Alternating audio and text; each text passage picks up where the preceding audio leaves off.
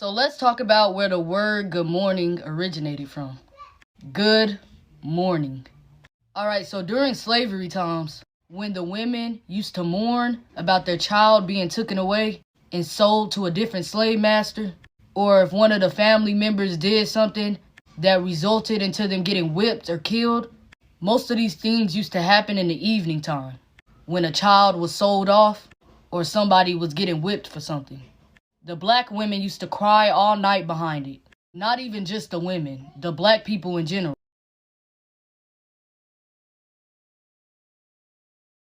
And they'll tell the slaves, did you have a good morning? Basically, did you have a good cry out?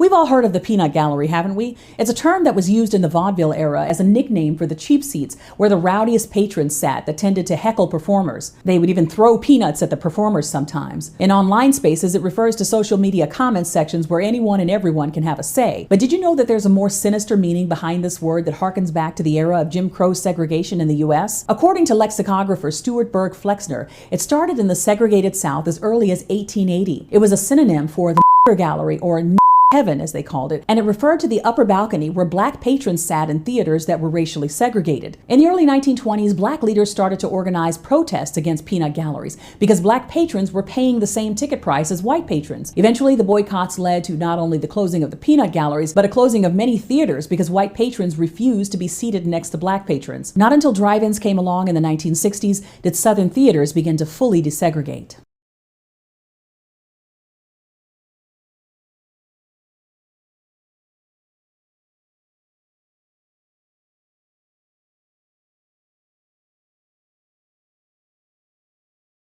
Well, remember, I have a lot of experience dealing with men who sometimes get off the reservation in the way they behave.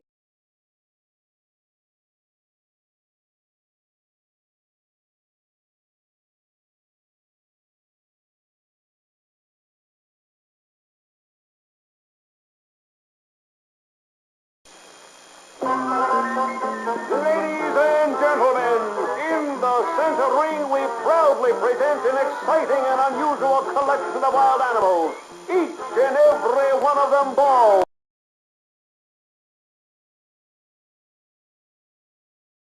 Monkeys, tigers, bears, all with no fur.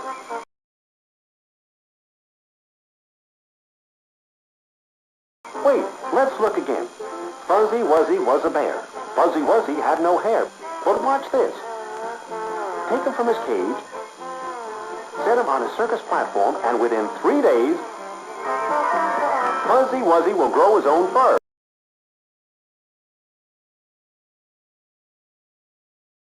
And then, use Fuzzy Wuzzy to wash, because Fuzzy Wuzzy is made of wonderful mild soap. And the cleaner you get, the quicker you'll find the toy surprise that's inside of each Fuzzy Wuzzy.